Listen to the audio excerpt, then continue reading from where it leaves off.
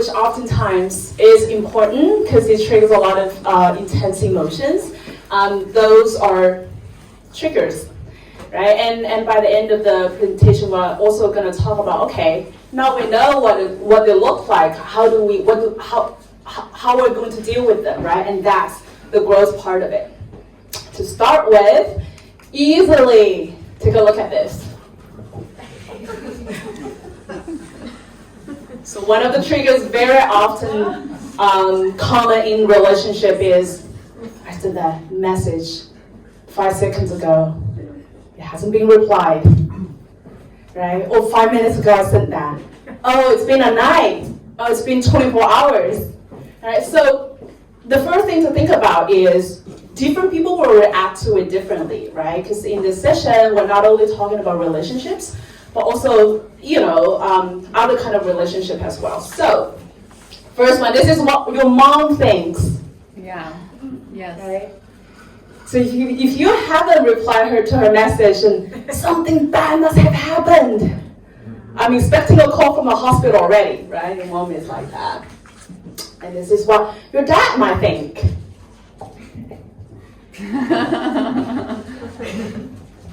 And then this is what your girlfriend or boyfriend might think. All right? Does that ring a bell? Maybe past relationship or current relationship? And what you are really doing, you're just looking at the mirror and having a good time. Or just being absent-minded, or just a normal day, right?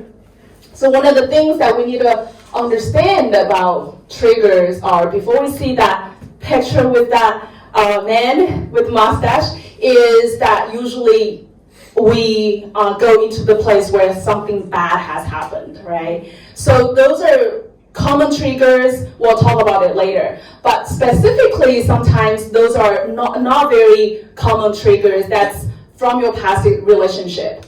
And here is one of the things that triggered me in the past when I broke up with someone who has a very particular kind of mustache like that. So every time I saw that mustache, it triggers me, right? I already hate that person, even though I've never talked to him, met him even, right? And then I kind of had to remind myself, okay, calm down, right? So each time you see somebody with that mustache, no matter how cute they are, you kind of just want to punch them.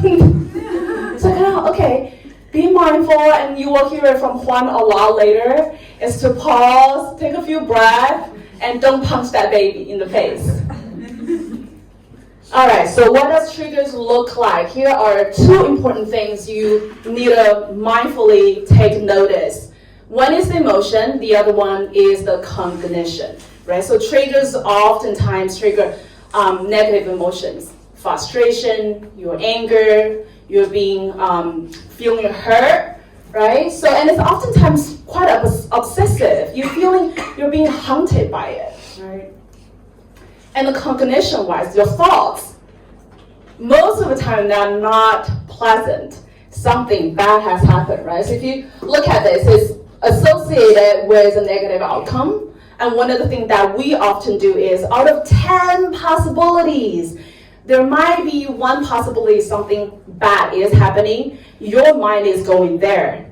All the other 9 neutral or positive possibility sort of just go into the background. And it's called catastrophizing, right? We're thinking about the worst case scenario. So in that moment, you just screamed. Right? That's how it looked like. And even though we spent about 3 minutes, 4 minutes talking about it, all of that usually just happened in a few seconds, right? You smell something or you see something that immediately happens. It happened really fast. So what we just did was to froze that moment and give you split second by second what has happened in that moment when you were triggered. All right, so here comes the part where we understand how it works in our brain, right? And I borrowed this from a YouTube channel called Jacob Han. Yeah, so here you will see a survival brain. And I want you to think about our brain. Oftentimes I use this. For someone who probably interested in neurology, you've seen this. This is your survival brain. It's down in the middle. And that part constantly, every minute is asking, am I safe? That's the only thing that part of the brain does, right? Then what does it like? What kind of information? How does it work? The first thing is it's already very hyper-focused on threat because it's trying to keep you safe, right? Imagine if you're walking in a forest and there is a strap or something that looks like the shape of a snake. You're gonna jump away from it, right? You're not gonna take a second close look first to jump away because you're like, okay, I'm in the forest. There are all kinds of dangerous animal here. I want to be safe. So you're gonna react first. React. Stay away from threats, right? Hyper-focused on threats. This part of the brain doesn't like things that are ambiguous, a little bit uncertain, right? It's sort of like a computer. Binary, I think that's the word for it. Like it's 1 or 0. It's yes and no. There's nothing in the middle, right? Anything's in black and white. So that explains why everything has to go so fast. It doesn't go through the other part of the brain, which we're going to talk about. So all the triggers that take a look at, the common triggers, texts and replies are one of them, very common. Friends, I do in a lot of my counseling sessions with men or women, sometimes the topic came up, I was so pissed. He had a dinner with ex-girlfriend or his close female friend or close female, a guy friend, right? Those are very common. People have sort of different boundaries on who their partner interact with, right? Then the other one is very common as well. If you're dating someone, most likely you're gonna have a fight at some point in your relationship. And part of it, you will, one of the things that you see is one person always the one, I need some space. The other person is like, we need to talk about it.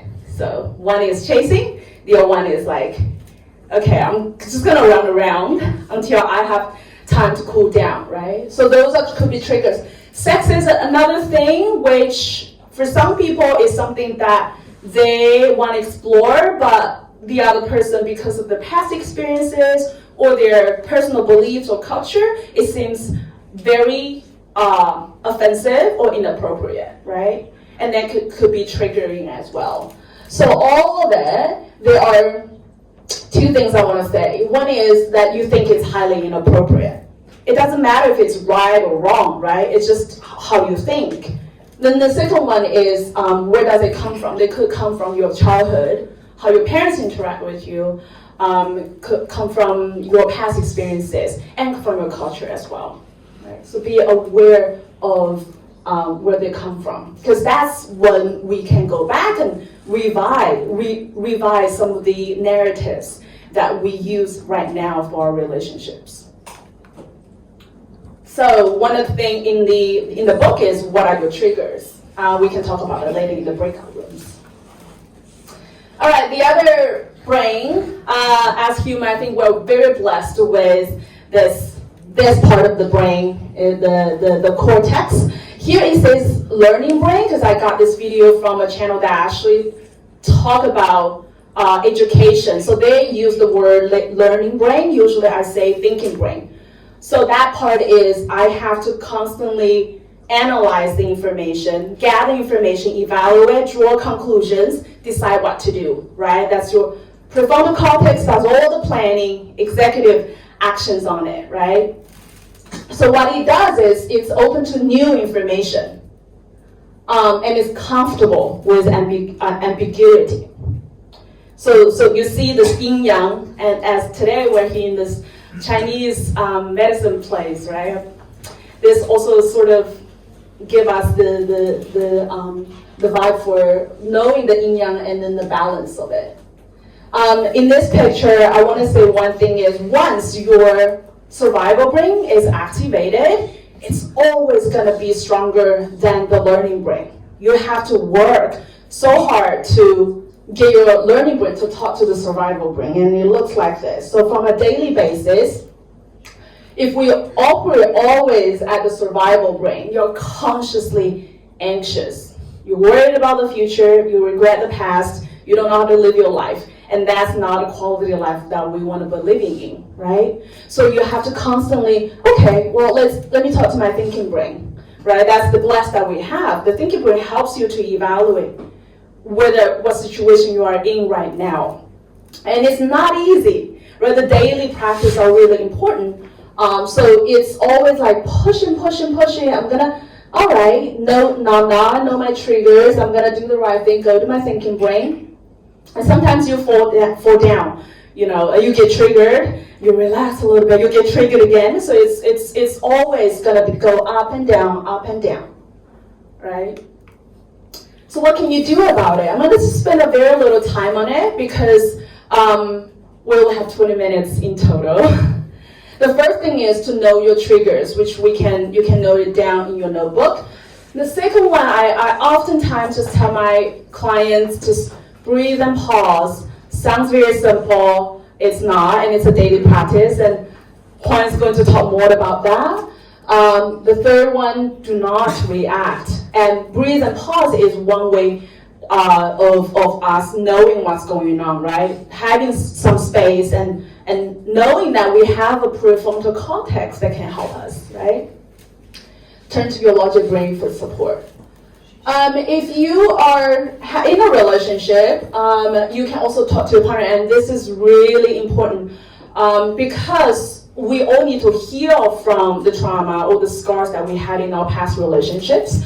Your partner, without knowing that, are not going to be sensitive about it. They also have their own trauma and scars and triggers, right? Having a conversation with your partner is going to build that space and environment for you both to know when you are triggered and step away from it for a second when you are in conflict. You always have to ask them for patience, for support. Don't tell them you are triggered, but tell them what to do. Do you need space? Do you want to talk about it in that minute for 5 minutes? Tell them what to do to help you through it, right? You have to demonstrate growth, because otherwise it's just using my traumatic experience as an excuse not to grow, right? We need to demonstrate growth as well. And lastly, this is why we are here is to do the therapy sessions, because a lot of times it's not just one session.